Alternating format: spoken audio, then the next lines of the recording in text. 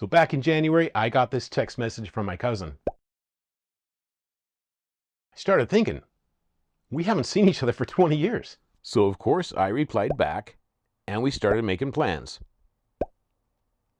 I found out I'm a pretty bad tour guide. Still, one of my favorite parts of this trip was going to Kyoto together. We took bullet train from Tokyo to Kyoto. Track number 23.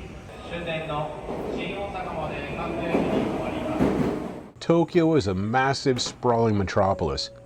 But once you get outside the city, you get to see rice fields. After arriving and checking in at our hotel, we went to Pontocho. It's a very popular tourist destination. I can see why. There are lots of snacks, lots of shops to go to. You can buy lots of souvenirs, but it tends to get very crowded. Then we met up with our Japanese guide, and she took us to a great tea shop. We ended up getting matcha and Japanese sweets. I'm more of a coffee guy.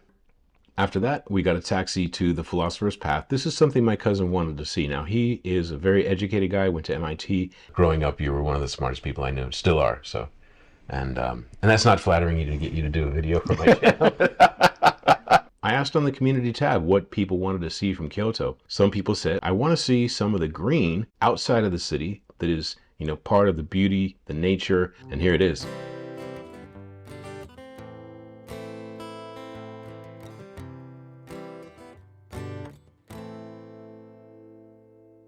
It's a long road to serenity.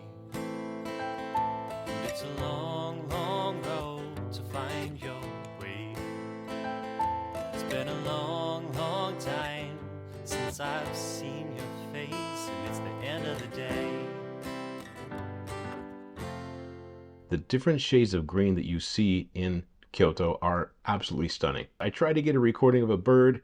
As soon as I got my microphone out to get a recording of the bird singing, it stopped singing, so we dubbed him the mockingbird. I did, however, get a pretty good picture of the sun coming down over this temple. So after the Philosopher's Path, we got a taxi back to Kyoto Station, decided to go look for food.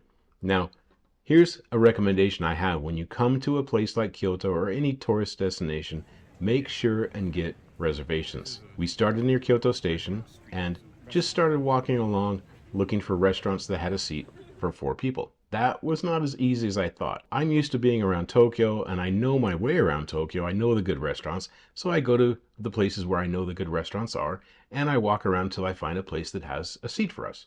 In Kyoto, it seemed like around the station, every shop was full and they had reservations for the whole night. So when you come to Kyoto, make reservations. You can usually do that online. If you have somebody who speaks Japanese, have them call ahead. But give yourself 1 or 2 days because the restaurants around Kyoto Station do get full. And we started to realize, okay, we made a mistake by not making a reservation. The one funny experience I want to relate, and this might have just been the server having a bad day, or they might have just been tired of tourists or something like that. But after having our Japanese guide go up to all these restaurants and ask, I finally said, well, let me try. So I walked up to a restaurant and I said, do you have room for 4? And she said, here. And she thrust this paper into my hand and said, read this. And it had a bunch of rules. And I thought, well, they've probably seen a lot of tourists who don't obey the rules. And I said, oh, by the way, we have a Japanese person with us. And I brought her over to the front door. And the demeanor of the server immediately changed. She was much more receptive and said, oh, come right on in. And we just kind of chuckled. And I said, you know what? We're going to try another place. But I wanted to relate that experience because I think maybe people in Kyoto are getting a little tired of tourism. Not everybody, some of them love it. The taxi drivers were awesome. All the service was awesome. The food was awesome. 99% of the time we had a really good time, except that one little experience. So we tapped out and went back to the hotel for dinner. It was really good, just not what we'd hoped for that night. I did find though, what's really amazing, because Kyoto gets a lot of tourism, a lot of tourists from overseas, a lot of people are really willing to speak English. You remember how to say, do you speak English in Japanese? Yes, I'll do my best. Eigo wo hamasu ka. Perfect. Okay. Yeah, and then a lot of times people say yes, sometimes a little bit. A little bit. Okay. Very often More often, people's response has been a little bit. A little bit, okay. And sometimes they say a little bit and they actually can speak quite a bit of, Really well, right? of English. Yeah. Sometimes they say a little bit and it is a little bit. So that was our first half day in Kyoto. So I forget which leg of the trip it was, the taxi driver.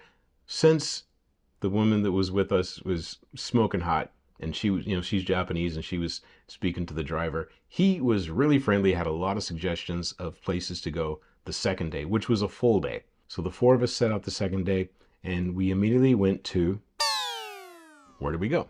So the four of us set out the second day. My cousin wanted to see the bamboo garden. I found a botanical garden. I might have got the wrong bamboo forest because there are a couple of places that have bamboo here.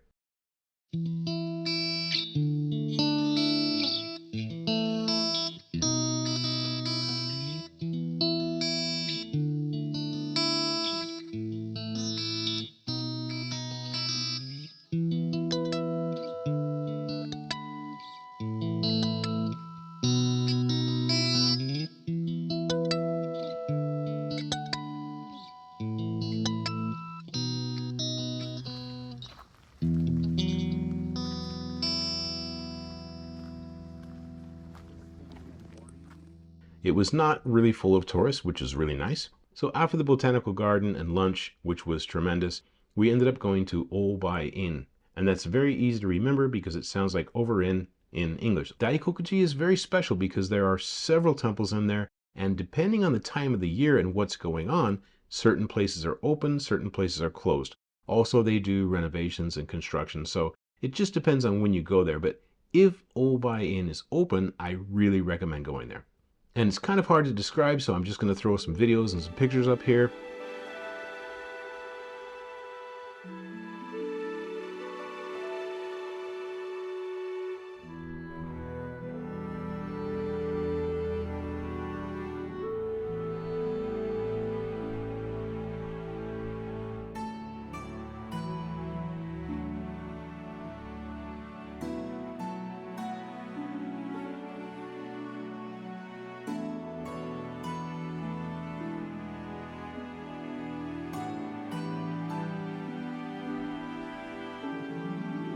Next, we went to Ryogen-in, which is known for its rock gardens.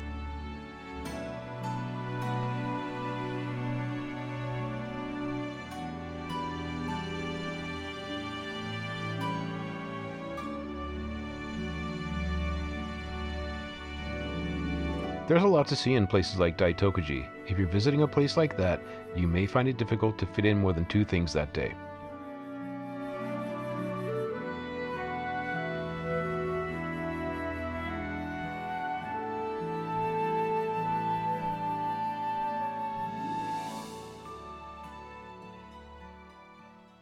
After Obai-in, we found a little tea place, got some mochi, another really nice experience.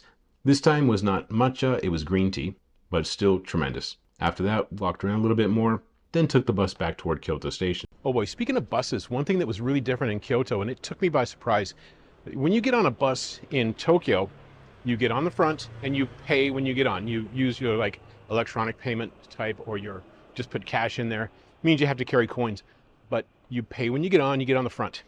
And when you want to get off, you ring the little bell and the bus driver will stop at the next stop. And you get off from the back or from the side. Totally opposite in Kyoto. You get on from the back and you get off from the front, and you pay when you get off. And that's what made it kind of a struggle, because sometimes tourists don't know how crowded buses and trains get, so they tend to bunch up around the exit or the entrance, and it makes it really hard to get on and off the bus. The bus driver was asking people, please, step away from the exit and let people get off the bus, let people get on the bus. And people just ignored him. And he was saying in English, and he was trying very hard. He said, hey, please move toward the back, please move inside the bus so more people can get on. And they just ignored him. That's an L for the tourists. This is the point where there was a little glitch on the bus, and the bus driver gave an announcement of, the stop we're supposed to get off at, but the sign on the bus gave us the wrong station. It wasn't even close. I don't know how it happened. It's very rare in Japan that the bus sign would give you the wrong station, but I told everybody, look, this looks like the wrong station. Let's get off at the next one. I think it's the next one. Fortunately, the place we wanted to go to was between the correct bus stop that gave us the wrong sign and the next bus stop was right between those. And the bus stops were pretty close together in Kyoto, so we were really lucky. And we ended up finding the sushi place, crossed that off the bucket list for my cousin. So I wanted to add a correction. I had said that my cousin wanted to get sushi, and it made it sound like he had never had sushi before. No, of course he's had sushi, but he wanted to have sushi in Japan. So we were able to help him cross it off of his bucket list. After that, we were all just wiped out. Time to get back to the hotel, get some sleep. So major pointers about Kyoto. Make sure and schedule enough things that you'll have stuff to do, and maybe schedule 2 or 3 places you want to go. But we were only able to see about 2 things per day because, we stopped for food, we stopped for coffee, things like that.